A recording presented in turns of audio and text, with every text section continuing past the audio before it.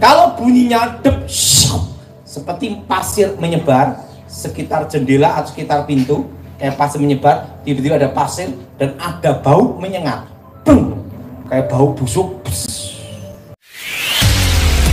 Mana Sorgawi? Semua ilmu hitam itu harus masuk melalui satu pintu, yaitu sugesti. Apa? Dan masuk melalui namanya alam bawah sadar. Alam sadar manusia itu 20% dan alam bawah sadar itu 80%. Makanya ada memori-memori kita bisa teringat dan terkenang kembali di masa-masa lalu. Karena alam bawah sadar manusia 80%. Dan yang disebut komunikasi batin, komunikasi roh, itu berhubungan dengan alam bawah sadar. Apa saudara? Dengan apa saudara? Alam bawah apa? Alam bawah sadar. Nah, semua kekuatan mistik, kekuatan gaib harus masuk melalui satu pintu itu yang disebut alam bawah sadar. Ini disebut apa saudara? Yang disebut kekuatan batin. Makanya orang itu kalau belajar ilmu mistik pasti belajar namanya konsentrasi, dengan penyatuan alam, penyatuan pikiran untuk masuk ke alam bawah sadar. Makanya kalau komunikasi dengan kuasa gelap rata-rata lewat melalui mimpi atau bisikan gaib. Nah, bisikan gaib berhubungan dengan apa? Alam bawah sadar. Dan masuk melalui pintu yaitu namanya sugesti. Sugesti itu apa? Suatu keyakinan yang belum tentu benar. Beda dengan iman. Iman adalah suatu keyakinan, kepercayaan yang pasti benar. Itu namanya iman. Nah, kalau sugesti itu belum tentu benar. Apa saudara? Belum tentu apa? Belum tentu apa? Belum tentu benar. Nah, ini beda antara sugesti dengan apa? Iman. Dan semua kekuatan mistik itu kalau dikirim itu pasti ada ciri khas dan tandanya. Nah, kalau bunyinya seperti benda meletus, tetapi tidak ada bendanya di atap rumah, itu adalah jenis ilmu santet. Kalau di Bali namanya apa? Leha. Itu adalah ilmu untuk apa? Membunuh. Apa adalah? Membunuh atau bikin jatuh sakit parah. Tapi tidak ada bendanya. Dan yang mendengar itu adalah yang dituju. Jelas? Nah, dan udah tahu orang yang tidur di lantai tidak kena santet itu. Karena ada namanya unsur logam. Karena apa saudara? Setengah meter tanah. Jelas saudara? Nah, tapi kena masuk angin.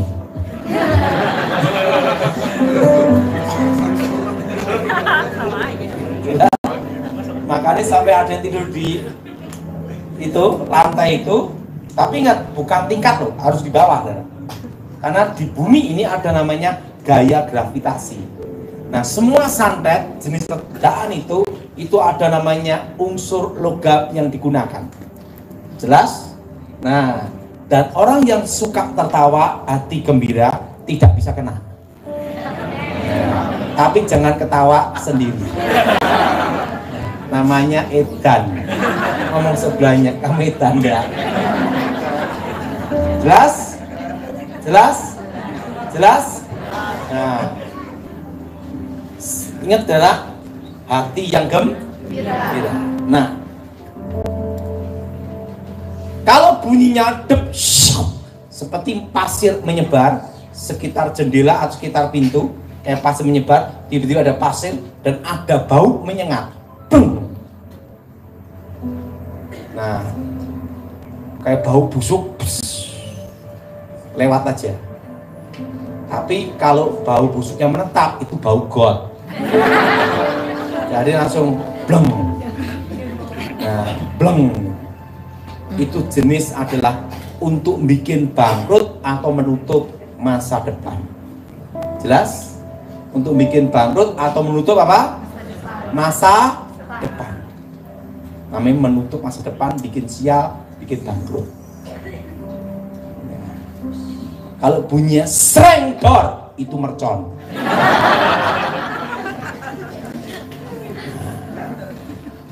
Dan satu kekuatan mistik apapun, ilmu hitam, kekuatan mistik itu pasti bermain di alam bawah sadar. Nah, bagaimana supaya kita tidak kena kuasa gelap dan terkena ilmu hitam? Yang pertama, ikutin saya semua, jangan meyakini, mempercayai ada hubungan antara orang mati dan orang hidup atau komunikasi arwah. Kenapa? Karena semua kekuatan mistik ilmu hitam pada waktu dikirim akan menyamar menjadi orang yang sudah mati yang terdekat. Misalnya datang jadi kayak anaknya. Tapi daripada papi di sini susah, ikut saya, bahagia. Dia bangun dari tempat tidurnya, percaya itu arwah anaknya. Pada itu percaya itulah roh itu masuk melalui apa? Langsung masuk alam bawah sadar. Baru benda-benda yang dikirim masuk dalam badan. Tidak lama, 40 hari, maksimal 3 bulan pasti mati. Tapi kalau tidak percaya, itu arwah anaknya lolos. Kan harus ada namanya sugesti. Jelas? Jelas? Atau mimpi gigi tanggal 1. Wah, mati gigi. Sekalipun kau mimpi gigi rontok habis semua, tidak ada masalah. Atau nebang pohon atau mandi telanjang. Wah, sial bangkrut. Waktu dia percaya itu sebagai tanda nasibnya dia, roh kebangkrutan baru bisa masuk. Karena segala sesuatu harus ada namanya pintu untuk masuk. Jelas? Jelas? Nah, supaya tidak kena ilmu hitam, jangan meyakini, mempercayai ada hubungan dan komunikasi arwah. Itu nomor 1.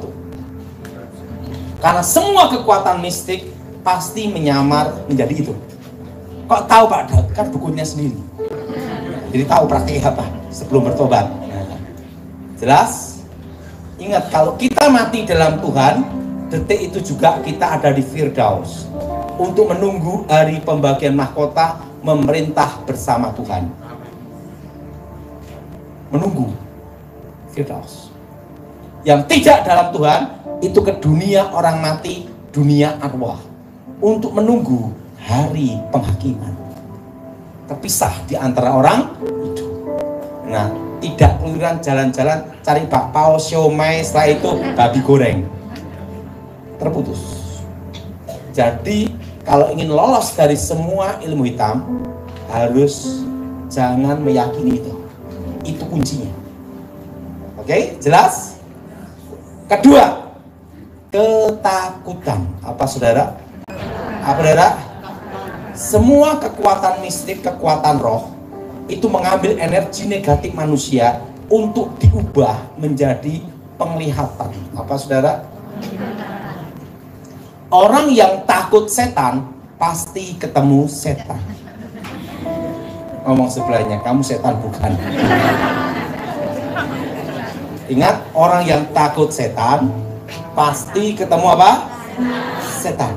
Orang yang takut setan pasti ketemu apa? Setan. Semua penampakan setan di seluruh dunia itu menggunakan mitos, budaya, kepercayaan setempat. Wujud asli setan sampai detik ini tetap malaikat. Malaikat kegelapan. Jelas? Apa saudara? Malaikat apa? Kegelapan. Dan di dalam penampakannya menggunakan apa? Penyamaran. Melalui apa? Mitos, budaya, kepercayaan setempat. Makanya setan Indonesia beda dengan setan Amerika. Karena mitos kepercayaannya beda. Makanya setan Indonesia makannya kembang. setan Amerika, makanya apa? Hotdog. Beda mitos, beda budaya. Jelas? Karena semua penampakan itu tergantung apa? Mitosnya, kepercayaannya, legendanya.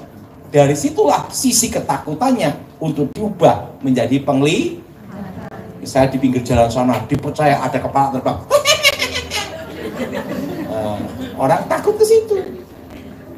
Dari energi ketakutannya diubah jadi penglihatan. Sehebat-hebatnya pusaka, jimat atau mantra apapun, kalau yang memegang tidak percaya, maka kekuatan pusaka jimat itu tidak berfungsi. Ingat, jimat-jimat yang ada di Indonesia dipuja-puja, disembah-sembah. Belanda tidak percaya jimat-jimatan, darah. Dibawa, disita sama Belanda untuk mainan apa? Arkeologi, betul? Museum Belanda sana lebih lengkap, betul? Wah, lagi, gitu lah. Kenapa? Tidak percaya. Semua kekuatan mistik itu kelemahannya adalah, ikutin saya semua, yang ada dianggap tidak ada. Artinya tidak dianggap ada kekuatannya. Itu kelemahannya. Nah, pada waktu meyakini itu ada minus, makanya dukun-dukun yang ilmu kebal zaman Belanda ditembak londo mati kabeh. Karena Belanda tidak percaya, jedot mati. Pada waktu praktek, pada waktu teori, pada waktu praktek, ini beda dengan teorinya. Waktu teorinya itu selalu di tempat latihan. Nah, yang dicoba, yang nyoba itu harus sugesti dulu. Ada sugestinya baru diambil menjadi benteng pertahanan dia. Tapi kalau yang nyoba itu tidak percaya, jedor, selesai. Jelas? Jelas? Ini ada cerita anak sekolah minggu.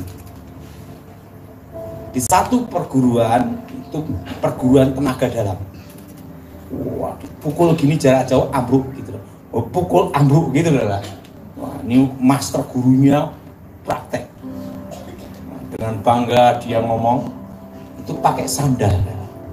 Sandalnya dimantrai, tenaga dalam kekuatan mistiknya dimasukkan dalam sandal itu. Murid-muridnya ngangkat sandal itu tidak bisa. Nah, itu di lapangan. Nah, sekitar lapangan itu ada tempat sekolah minggu. Nah, ada anak sekolah minggu yang paling nakal, yang paling bandel. Sampai guru sekolah minggunya tobat berkali-kali. Nakal banget anak itu.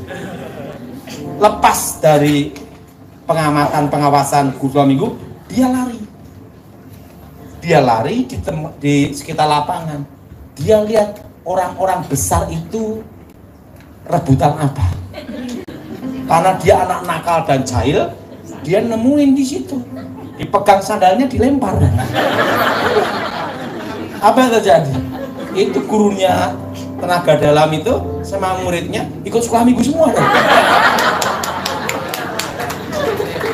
Nah, salah satu yang ikut perguruan itu bertobat sekolah kita cerita, saya bertobat gara-gara anak bandel itu. Kenapa? Karena anaknya tidak tahu. Selesai. Tidak ada sugesti. Jelas, sehebat-hebatnya pusaka apapun, pada waktu yang memegang tidak meyakini dan mempercayai, kekuatan itu tidak berfungsi. Karena harus ada namanya min plus. Jelas? Jelas? Nah, yang ketiga, akar pahit, kecewa, dendam. Apa, saudara? Saudara? Semua kekuatan mistik itu unsur api kegelapan. Dipercaya sebelum saya bertobat, jin, setan, pri, perayangan tercipta dari unsur api. Sudah tahu bahwa Tuhan tidak pernah menciptakan setan, karena segala awal yang diciptakan Tuhan adalah baik. Tuhan menciptakan malaikat, sepertiga malaikat jatuh dalam dosa, jadilah setan. Nah, namanya api kegelapan. Orang kalau kecewa, akar pahit, dendam, pasti ada namanya anasati, akar pahit. susah tidur. Betul? Nah, satu unsur dengan apa? Api kegel, roh itu bisa masuk. Maka Yesus berkata, kalau engkau mengampuni, Bapamu pun mengampuni. Amin. Kalau engkau tidak mengampuni, Bapamu pun tidak mengampuni. Pengampunan adalah kunci pemulihan. Amin. Amin. Nah, yang keempat, orang pelit paling mudah kena ilmu hitam. Nah, apa hubungan orang pelit dengan ilmu hitam? Ada, saudara. Ada, saudara. Apa rahasianya? Apa, saudara? Apa rahasianya? Ini rahasianya. Semua penangkal, penolak bala, semua kekuatan hitam, sekalipun kiriman dukun ilmu hitam model apapun, pasti penangkal dukunnya juga ilmu putih. Ilmu hitam, ilmu putih itu tergantung yang memakai, tapi setannya sama, saudara. Dia adakan apa? Bancaan selamatan. Tahu, saudara? Makan bersama orang-orang miskin. Nah, supaya apa? Ada hukum takdir di sini. Siapa yang menabur dia menuai. Saudara, ingat saudara, siapa yang menabur dia yang apa? Menuai. Saudara, hukum ini berlaku bukan hanya untuk orang Kristen, tapi semua umat manusia. Dan setan tahu, setan tidak ada ilmu baru. Ingat jangan, ngomong sebelahnya, tidak ada ilmu baru. Dia tahu firman Tuhan. Wong dia mencoba Yesus juga pakai Alkitab. Nah, artinya apa? Pakem takdir, artinya suatu garis yang digariskan oleh takdir. Makanya aliran dukun model apapun, untuk penangkal ilmu hitam, langkah pertamanya dia ngejak ritual makan bersama orang miskin. Di Bali juga pasti itu, betul? Betul? Karena itu adalah salah satu penangkalnya, yaitu hukum tabur tuai. Jelas? Jelas? Jelas? Nah, setelah saya bertobat, baru saya paham. Orang yang menaruh belas kasihan ke orang-orang miskin, sesungguhnya memiutangi Tuhan. Itu hukum Tuhan. Betul? Nah, waktu saya belajar ilmu namanya ilmu babi ngepet. Karena saya dulu kan belajar ilmu Singolodoyo, berubah jadi harimau. Nah, setelah itu ada bagian ilmu namanya babi ngepet. Itu baca mantra, cukup langsung jadi babi. Nah, saya mengajari itu semua. Nah, waktu itu saya nyoba rumahnya orang, sedot, itu selokan airnya ada, set, langsung emas, uang, harta, sedot semua. Karena saya dulu belum bertobat, tidak mau nyuri-nyuri itu, tak balikin. Tapi sekarang waktu itu darah tak balikin. Saat itu saya punya ada ide, itu sebelum saya bertobat ya. Gimana kalau nyoba ngerampok bank gitu. Kan udah nyoba rumahnya orang, harus naik tingkat kedua, bank, betul enggak? Kan sekali jalan, kalau bank aja sekalian, gitu dah. Itu ada namanya Bank BRI, Bank Rakyat Indo, udah jadi babi. Tak sedot airnya, selokannya, mental, sedot mental, gagal, bobol Bank BRI. Maka berbahagialah yang nabung di BRI. Ngop kembali ke tempatnya guru saya. Saya tanya guru saya, guru, kenapa saya gagal bobol bank? Rumah orang bisa, kok bank nggak bisa? Kamu itu goblok banget. Dari Adam bawa sampai kamu, nggak ada babi ngepet tuyul bobol bank, kecuali kamu adanya. Kenapa? Bank tidak bisa dibobol babi ngepet sampai ngepot, tuyul sampai ngelundung. Kenapa? Karena di bank itu uangnya orang pelit dan sosial kumpul jadi satu. Jelas? Jelas? Jelas? Uangnya orang pelit dan sosial kumpul jadi apa? Nggak bisa. Nah, orang bisa dikirimin ilmu bangkrut, mati rezeki, itu kalau orangnya pelit. Kalau orangnya nggak pelit, nggak bisa. Ada hukum takdir di sini. Saya rasa malam ini persembahan berubah.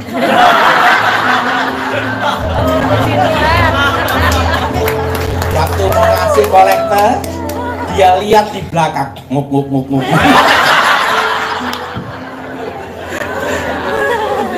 Ingat, ada hukum takdir di sini.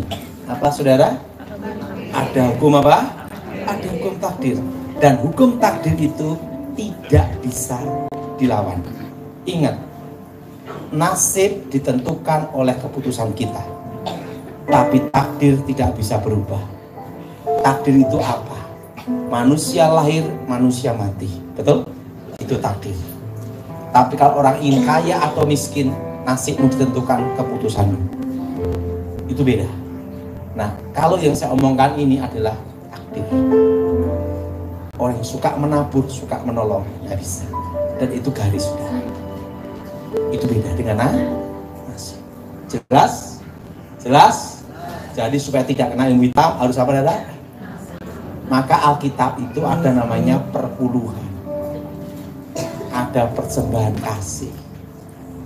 Itu adalah penolak, penangkal ilmu hitam. Alkitab berkata apa? Membuka tingkap-tingkap langit. Artinya apa? Itu garis takdir. Nggak bisa dilawan. Sehebat-hebatnya dukun apapun, tidak bisa ngirim bangkrut seseorang yang suka nolong memberi. Waktu saya dipanggil almarhum Ibu Ani Yudhoyono, dia tanya sama saya, Mas, gimana supaya tidak kena ilmu santet? Mudah Ibu. Ibu banyak sedekah, banyak nolong orang. Udah, selesai. Untuk orang yang bukan Kristen, dilawan dengan apa? Garis takdir. Makanya ada orang-orang tidak bisa dikirim santet. Kenapa? Ada garis ini. Ingat saudara, itu yang disebut namanya keadilan yang maha kuasa. Ingat saudara, orang baik, orang jahat, semua bisa merasakan datangnya malam dan datangnya siang. Betul? Karena karena keadilan pula ada yang namanya garis apa? Takdir. Jelas? Nah, yang kelima, ini yang terpenting dari semuanya. Kalau kita percaya Yesus hidup dalam Tuhan, roh yang ada dalam diri kamu lebih besar.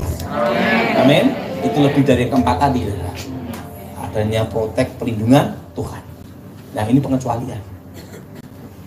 Nah, jadi mulai hari ini jangan ada akar pahit dalam hidup.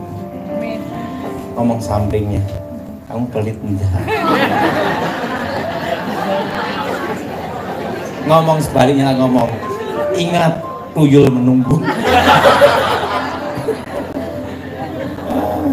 Ingat, makanya ada ritual-ritual apa? Bacaan selamatan untuk orang-orang miskin maka itu sebenarnya garis takdir. Dan itu tidak bisa dilawan. Jelas? Orang yang suka menolong dan suka memberi. Makanya saya bisa menolong orang Muslim maupun orang Hindu. Karena apa? Karena saya tahu rahasia ini. Oh Bapak Hindu? Oh ya, caranya ini. Selesai. Sering banyak nelpon saya, Hindu juga. Muslim juga nelpon, Pak gimana caranya? Oh ya, oh lawan dengan ini, garis tak. Nah, Bapak Muslim, oke, sedekah, selesai. Tapi di antara empat itu ada lebih hebat, hidup di dalam Tuhan. Ada roh terang yang menyinari kegelapan. Oke, kita tanya jawab. 20 pertanyaan ya. Ya 10 aja lah. Hah? Siap, cek. Pak, ini sebelum pertanyaan dari jemaat, saya dulu mau tanya, kalau misalnya dari 5 tadi itu 4 dijalanin, 1 nggak dijalanin, kena nggak? 4 ini, misalnya hati tidak ada dendam, tidak ada kecewa. Ada, percaya Yesus. Apa gimana? Ya, hati nggak ada dendam, percaya Yesus ya, nggak pelit, terus satu lagi. Sugesti, tapi sugesti gitu. 4 dijalanin, tapi 1 sugesti. Nah, sugesti ini biasanya tidak kena, tapi ke bawah-bawah. Maksudnya? Halusinasi. Oh. Kebanyakan apa? Halusinasi. Karena secara otomatis orang yang tidak ada karpet kecewa tidak bisa kena. Nah, banyak yang saya layanin 80% itu karena apa? Halusinasi. Oke? Yang 20% berarti ada yang asli. Dan sebagainya. Ada orang kerasukan, itu bukan kerasukan, tapi apa? Stres. Kasus kerasukan yang saya tanganin 50% itu asli kerasukan, ada 50 karena gampang cirinya. Kalau ada orang kerasukan matanya gini-gini, itu pasti stres. Kenapa? Dia masih sadar. Oke, lanjut. Kalau dibalik Pak, percaya Yesus tapi yang 4-nya enggak? Tetap ada protek. Tapi ingat, lebih baik ikuti petunjuk Tuhan, menabur menu. Oke, lanjut. Oke, lanjut ya. Ini pertanyaan dari yang hadir. Apakah perbuatan atau aktivitas okultisme yang dilakukan oleh nenek moyang atau orang tua bisa mendatangkan kutuk atau kegagalan bagi keturunannya? Contoh gagal ekonomi, kesulitan menemukan pasangan atau jodoh, sakit penyakit. Bisa. Kan kutuk itu ada 2 sebenarnya. Kutuk garis keturunan namanya kutuk masa lalu. Apa saudara? Kutuk apa? Masa lalu. Nah, sering gereja atau hamba Tuhan mendoakan mematahkan kutuk masa lalu. Tapi ada yang kedua yang lebih penting daripada itu, yang kadang hamba Tuhan tidak mengerti hal yang kedua. Ada namanya kutuk masa depan. Apa itu kutuk masa depan? Semua ritual kuasa gelap seluruh dunia, okultisme, itu puncaknya selalu yang namanya hari Jumat. Malam Jumat, hari Jumat. Seluruh dunia.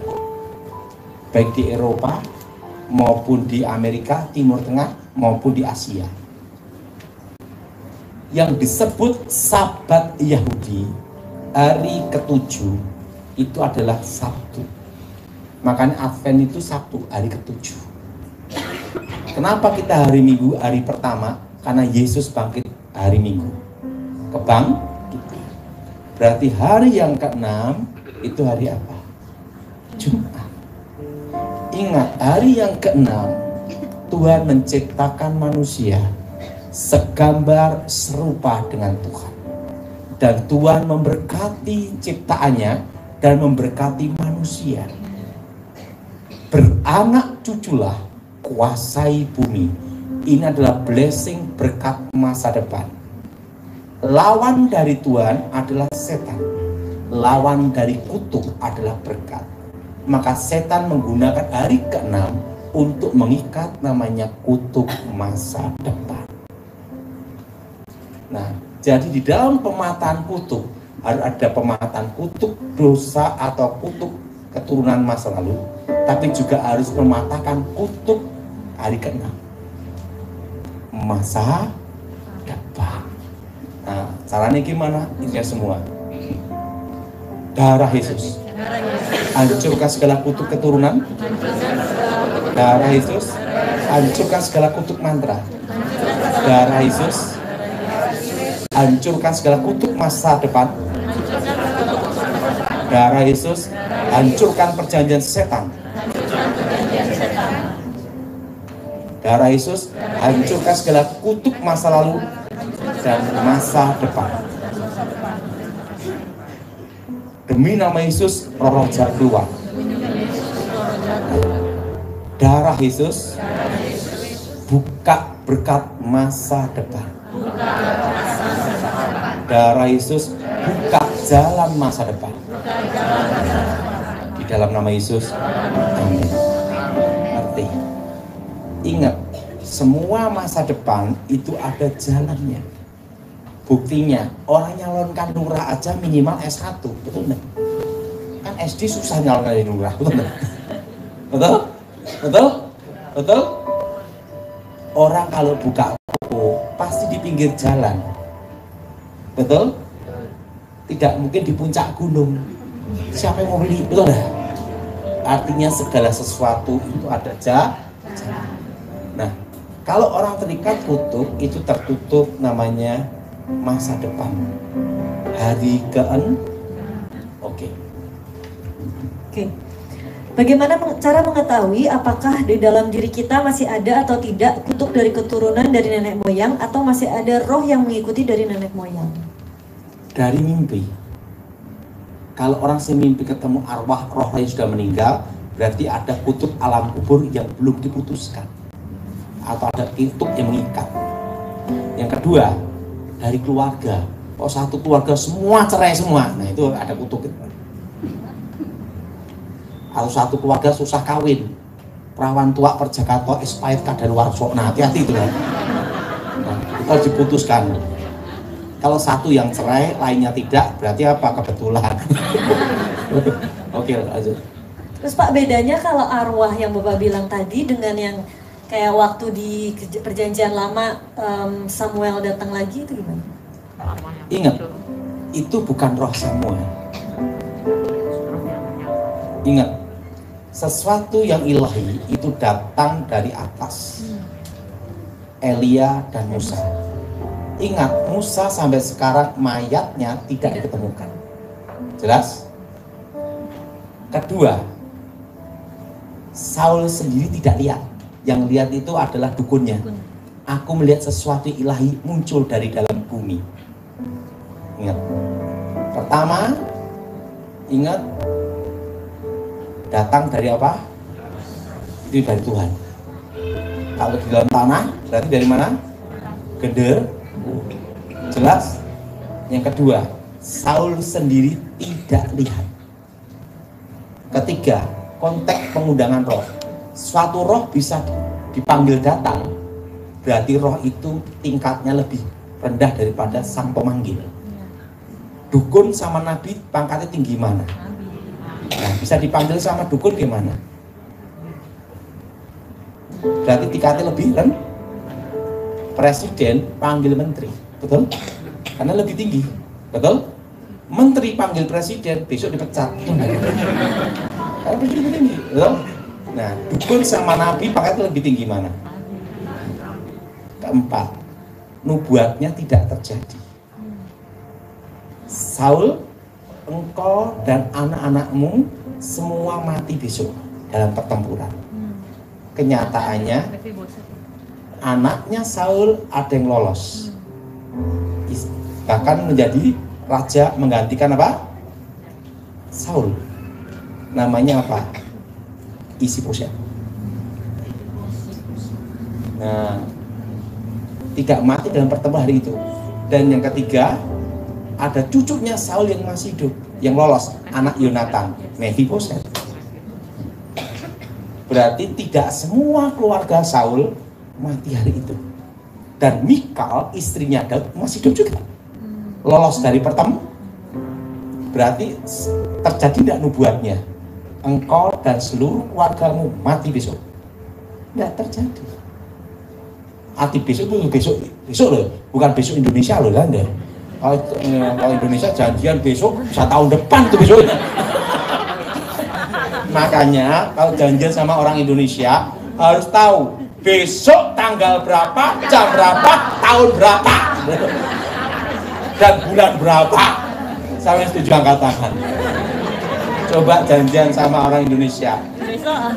Besok kita ketemu ya. Nah, besoknya kapan? Tahun depan juga masih Jadi janjian dengan Indonesia harus apa? Tahun, bulan, hari, tanggal, betul enggak? Dan jam. Yang setuju angkat tangan. Berarti pelaku semua. Oke, lanjut. Oke, selanjutnya saya adalah pendoa yang kadang melayani pelayanan pelepasan. Apa yang harus dipersiapkan supaya tidak terkena serangan balik? Berdoa darah Yesus sucikan tubuh, jiwa, roh dan keluarga. Dah itu aja. Oke, lanjut. Apakah setiap orang Kristen atau percaya punya kuasa yang sama dalam mengusir setan? Karena saya lihat ada yang sakti, ada yang tidak perlu waktu lama untuk mengusir setan, ada yang berlama-lama. Karena ada yang mengusir setan keliru. Saya mau tanya, ada yang mengusir setan ngomong gini, di dalam nama Yesus setan keluar. Itu salah. Berarti kan setan suruh masuk ke dalam. Lah setannya bingung, saya suruh ngapain?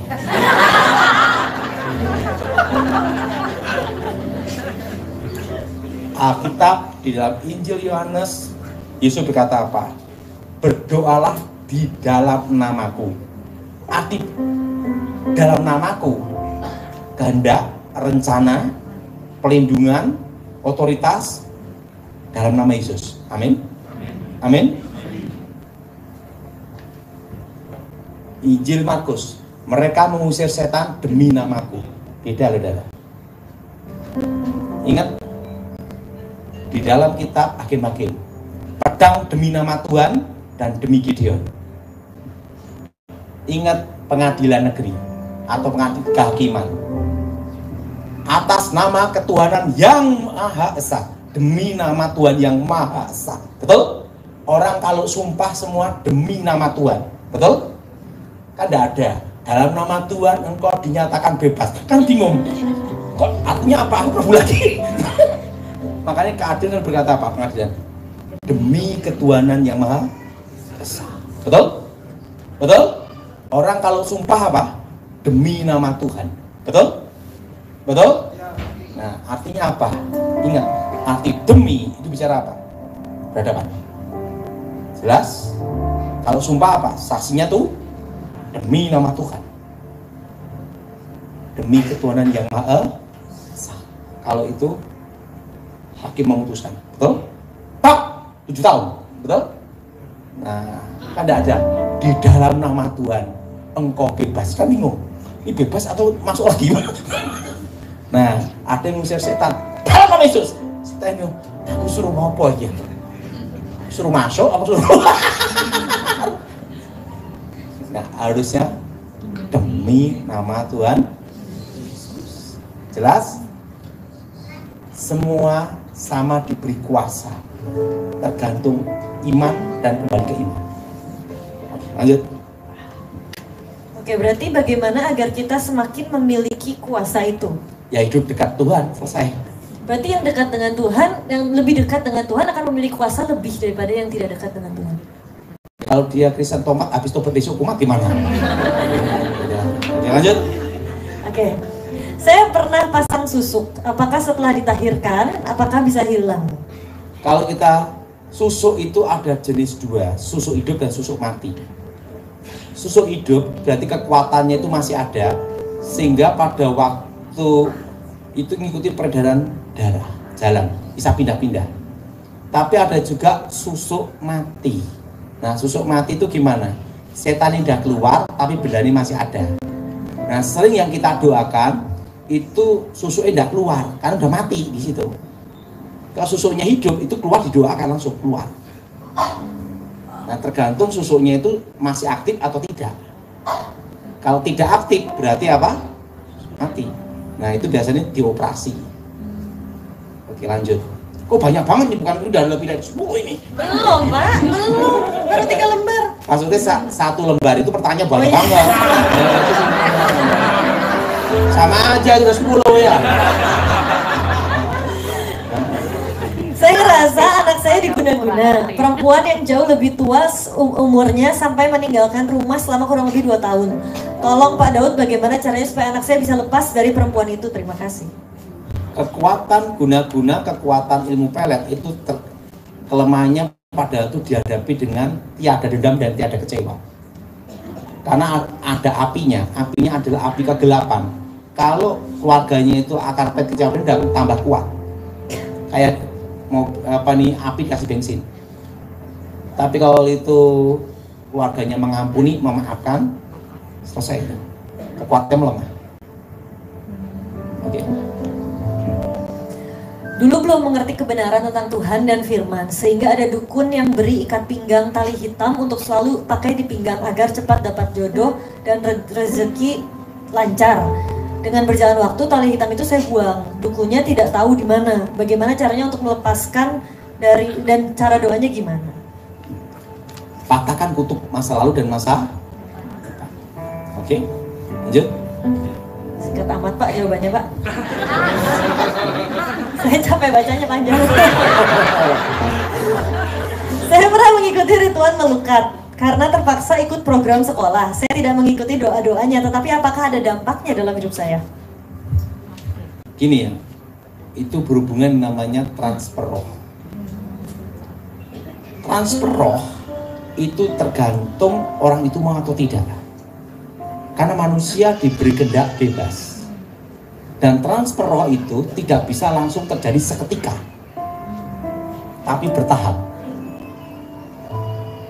Apa saudara? Bertahap. Nah, kalau itu transfer kuasa gelap, itu pun yang bersangkutan tahu kalau itu dukun. Dan dia membuka dan dia mau. Baru roh itu masuk. Kalau dia menolak dan tidak mau, ingat, untuk transfer roh itu perlu tahap demi tahap, tidak bisa seketika. Tapi kalau melakukan Pak, jadi willingfully dengan mau melukat gitu, tapi meskipun berarti tidak kan percaya, berarti mau itu? Berarti mau, masuk. Kalau dia tidak mau, tidak bisa. Kalau dia datang dan minta kan, berarti mau, masuk. Nah, gini, supaya saudara lebih paham. Tidak ada ilmu baru setan. Semua menduplikat yang dari Tuhan, menyesatkan. Elia dan Elisa. Elisa tahu enggak siapa Elia? Tahu. Untuk dia mendapat transfer roh dari Elia, bisa enggak sehari? Enggak. Bertahun-tahun dia ikut Elia, betul? Sampai menunggu waktunya Elia naik ke roh. Yosua, apakah dia hanya sehari 2 hari ikut Musa? Bertahun-tahun transfer roh, betul? Betul? Bertahap. 70 penatua, tua-tua. Perlu waktu lama enggak? Mereka ikut Musa lama loh. Setelah itu mereka membuka diri untuk dipakai Tuhan, dan Tuhan mengambil sebagian roh dari Musa kasih ke mereka. Tapi mereka kan ngerti dan membuka diri dan perlu proses. Jadi transfer roh itu tidak bisa instan dalam sehari. Nah,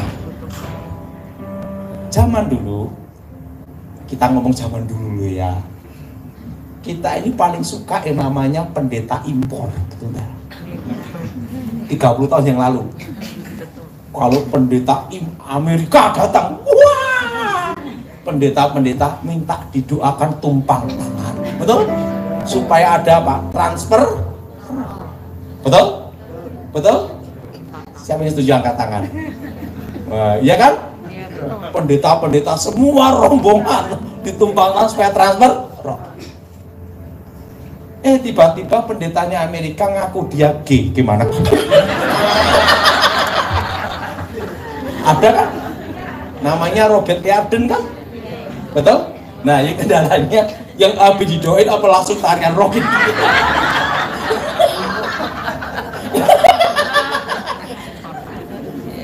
Jelas? Jelas? Ingat, untuk transfer roh itu pertama membuka diri. Kenapa? Karena manusia itu punya kehendak bebas. Dan kedua, ketiga, itu tidak bisa langsung. Itu ada tahap demi tahap. Misalnya, orang kena homo karena dia bergaul dulu. Dia membuka diri, ada proses, baru transfer. Itu ada proses semuanya. Jelas? Jelas? Oke, lanjut. Saya dan tim pemulasaran, saya juga nggak tahu apa ini, jenazah di desa saya, kami sering tiba-tiba merasakan kesakitan kalau ada jemaat yang kritis atau mau meninggal. Pertanyaan satu aja, cuma suatu lembar banyak banget gitu. Namanya tanyanya banyak. Ini cerita Pak, ini cerita. Sakitnya sama dengan orang yang mau meninggal atau di bagian tubuh yang sama. Apalagi kalau yang mau meninggal karena gara-gara guna-guna atau punya ilmu. Itu bagaimana Pak? Apa itu bisa terjadi karena sugesti atau karunia? Jadi orang ini sering ngedoain tim kayak yang datang ke jemaat-jemaat. Dan seringkali merasakan sama yang seperti jemaatnya rasakan. Kalau dia mau meninggal, jadi sakitnya di dada, tiba-tiba kok sakit di dada. Oh ternyata jemaat yang sana mau meninggal. Gini ya, segala sesuatu itu dilihat dari buahnya. Buahnya itu berdampak memuliakan Tuhan atau menjadi batu sandungan, itu aja. Alkitab berkata dari buahnya lah kamu makan.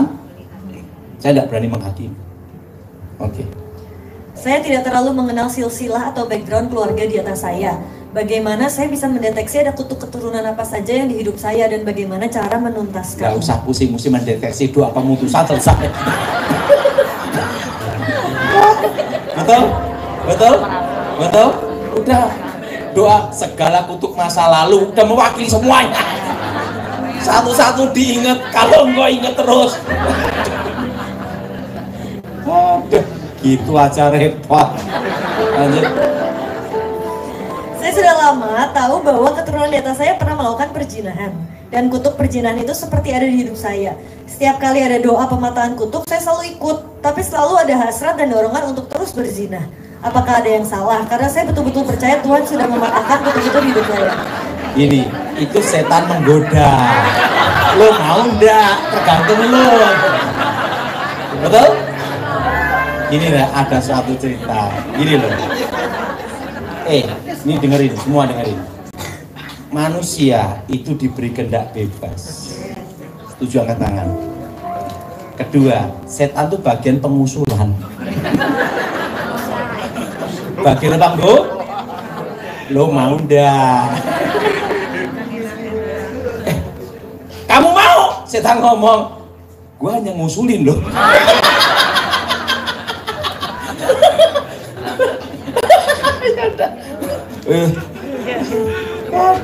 Ingat waktu Hawa digoda setan, ingat tidak? Tuhan aja tidak memaksa kita untuk percaya. Setan juga tidak memaksa loh. Yang memaksa kita itu ada debt collector. Kalau ada utang banyak. Betul? Oke, lanjut. Bagaimana cara membukakan mata seseorang yang sedang terkena santet atau guna-guna? Membuka. Supaya orangnya sadari loh, kamu lagi disantet gitu, kamu kena guna-guna gitu. Orang kalau kena santet pasti sadar. Kalau guna-guna berarti. Nah itu guna-guna itu kan ilmu pelet ya. Ingat doanya, darah Yesus sucikan tubuh jiwa rohnya. Jelas? Sebut namanya, fokuskan wajahnya, doa. 100. Pujilah Allah dalam baitnya. Mazmur untuk korban syukur. Bersorak-soraklah bagi Tuhan, hai seluruh bumi. Beribadahlah kepada Tuhan dengan sukacita. Datanglah ke hadapannya dengan sorak-sorai. Ketahuilah bahwa Tuhanlah Allah. Dialah yang menjadikan kita, dan punya dialah kita, umatnya dan kawanan domba gembalaannya. Masuklah melalui pintu gerbangnya dengan nyanyian syukur, ke dalam pelatarannya dengan puji-pujian. Bersyukurlah kepadanya dan pujilah namanya. Sebab Tuhan itu baik, kasih setianya untuk selama-lamanya, dan kesetiaannya tetap turun-temurun. Mazmur 101. Seorang raja bernazar. Mazmur Daud. Aku hendak menyanyikan kasih setia dan hukum. Aku hendak bermazmur bagimu ya Tuhan. Aku hendak memperhatikan hidup yang tidak bercela. Bilakah engkau datang kepadaku? Aku hendak hidup dalam ketulusan hatiku di dalam rumahku. Tiada kutaruh di depan mataku perkara dursila, perbuatan murtad aku benci, itu takkan melekat padaku. Hati yang bengkok akan menjauh daripadaku, kejahatan aku tidak mau tahu. Orang yang sembunyi-sembunyi mengumpat temannya, dia akan kubinasakan. Orang yang sombong dan tinggi hati, aku tidak suka. Mataku tertuju kepada orang-orang yang setiawan di negeri, supaya mereka diam bersama-sama dengan aku. Orang yang hidup dengan cara yang tak bercela akan melayani aku. Orang yang melakukan tipu daya tidak akan diam di dalam rumahku. Orang yang berbicara dusta tidak akan tegak di depan mataku. Setiap pagi akan kubinasakan semua orang fasik di negeri. Akan kulenyapkan dari kota Tuhan semua orang yang melakukan kejahatan. Mazmur 102. Doa minta tolong dan doa untuk Sion. Doa seorang sengsara pada waktu ia lemah lesu dan mencurahkan pengaduhannya ke hadapan Tuhan. Tuhan, dengarkanlah doaku, dan biarlah teriakku minta tolong sampai kepadamu. Janganlah sembunyikan wajahmu terhadap aku pada hari aku tersesat. Sendengkanlah telingamu kepadaku pada hari aku berseru, segeralah menjawab aku. Sebab hari-hariku habis seperti asap, tulang-tulangku membara seperti perapian. Hatiku terpukul dan layu seperti rumput, sehingga aku lupa makan rotiku. Oleh sebab keluhanku yang nyaring, aku tinggal tulang belulang. Aku sudah menyerupai burung undan di padang gurun, sudah menjadi seperti burung ponggok pada reruntuhan. Aku tak bisa tidur dan sudah menjadi seperti burung terpencil di atas sotoh. Sepanjang hari aku dicela oleh musuh-musuhku. Orang-orang yang mempermainkan aku menyumpah dengan menyebut namaku. Sebab aku makan abu seperti roti dan mencampur minumanku dengan tangisan, oleh karena marahmu dan gerammu, sebab engkau telah mengangkat aku dan melemparkan aku. Hari-hariku seperti bayang-bayang memanjang, dan aku sendiri layu seperti rumput. Tetapi engkau ya Tuhan, bersemayam untuk selama-lamanya, dan namamu tetap turun-temurun. Engkau sendiri akan bangun, akan menyayangi Sion, sebab sudah waktunya untuk mengasihaninya, sudah tiba saatnya. Sebab hamba-hambamu sayang kepada batu-batunya, dan merasa kasihan akan debunya. Maka bangsa-bangsa menjadi takut akan nama Tuhan, dan semua raja bumi akan kemuliaan-Mu. Bila Tuhan sudah membangun Sion, sudah menampakkan diri dalam kemuliaannya, sudah berpaling mendengarkan doa orang-orang yang bulus, dan tidak memandang hina doa mereka.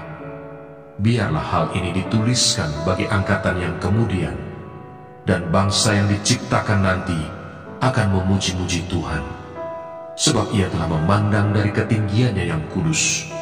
Tuhan memandang dari surga ke bumi, untuk mendengar keluhan orang tahanan, untuk membebaskan orang-orang yang ditentukan mati dibunuh, supaya nama Tuhan diceritakan di Sion, dan dia dipuji-puji di Yerusalem, apabila berkumpul bersama-sama bangsa-bangsa dan kerajaan-kerajaan untuk beribadah kepada Tuhan. Ia telah mematahkan kekuatanku di jalan dan memperpendek umurku. Aku berkata, ya Allahku, janganlah mengambil aku pada pertengahan umurku.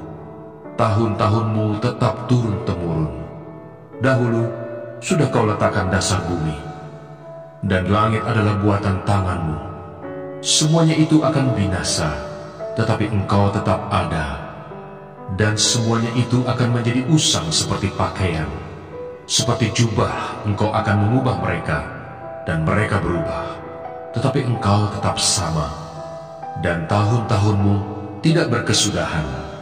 Anak hamba-hambamu akan diam dengan tenteram, dan anak cucu mereka akan tetap ada di hadapanmu.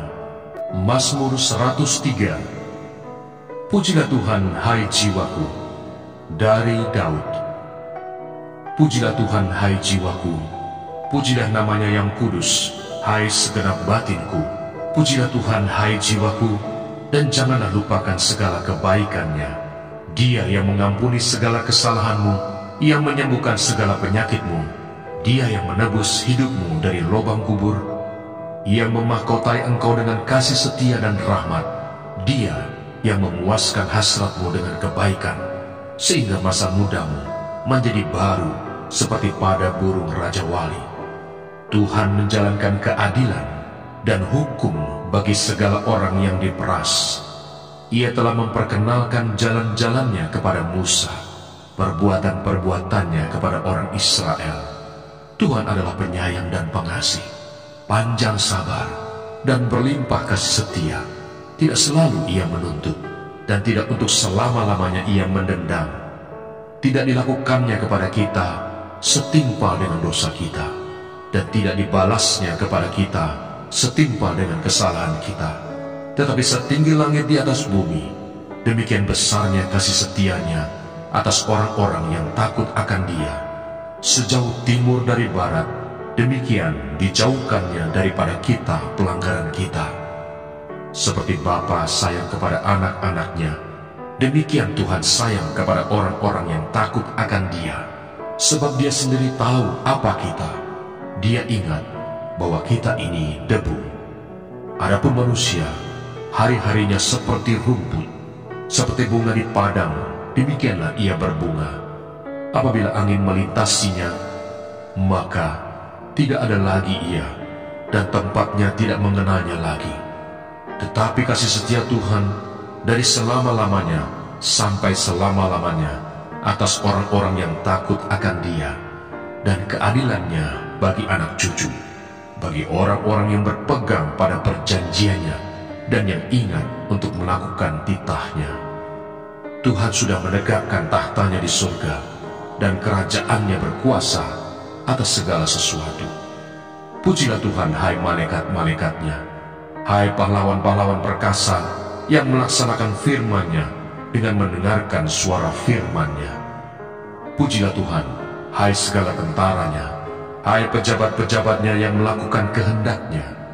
Pujilah Tuhan, hai segala buatannya, di segala tempat kekuasaan-Nya. Pujilah Tuhan, hai jiwaku. Mazmur 104. Kebesaran Tuhan dalam segala ciptaan-Nya. Pujilah Tuhan, hai jiwaku. Tuhan Allahku, Engkau sangat besar. Engkau yang berpakaian keagungan dan semarak, yang berselimutkan terang seperti kain, yang membentangkan langit seperti tenda, yang mendirikan kamar-kamar lotengmu di air, yang menjadikan awan-awan sebagai kendaraanmu, yang bergerak di atas sayap angin, yang membuat angin sebagai suruhan-suruhanmu, dan api yang menyala sebagai pelayan-pelayanmu, yang telah mendasarkan bumi di atas tumpuannya, sehingga takkan goyang untuk seterusnya dan selamanya.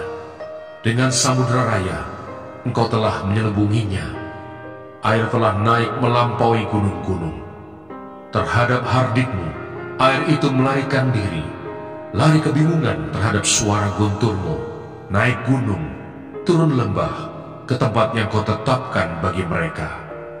Batas Kau tentukan, takkan mereka lewati, takkan kembali mereka menyelubungi bumi. Engkau yang melepas mata-mata air ke dalam lembah-lembah, mengalir di antara gunung-gunung, memberi minum segala binatang di padang, memuaskan haus keledai-keledai hutan. Di dekatnya diam burung-burung di udara, bersiul dari antara daun-daunan. Engkau yang memberi minum gunung-gunung dari kamar-kamar lotengmu, bumi kenyang dari buah pekerjaanmu. Engkau yang menumbuhkan rumput bagi hewan dan tumbuh-tumbuhan untuk diusahakan manusia, yang mengeluarkan makanan dari dalam tanah, dan anggur yang menyukakan hati manusia, yang membuat muka berseri karena minyak, dan makanan yang menyegarkan hati manusia. Mana Sorgawi.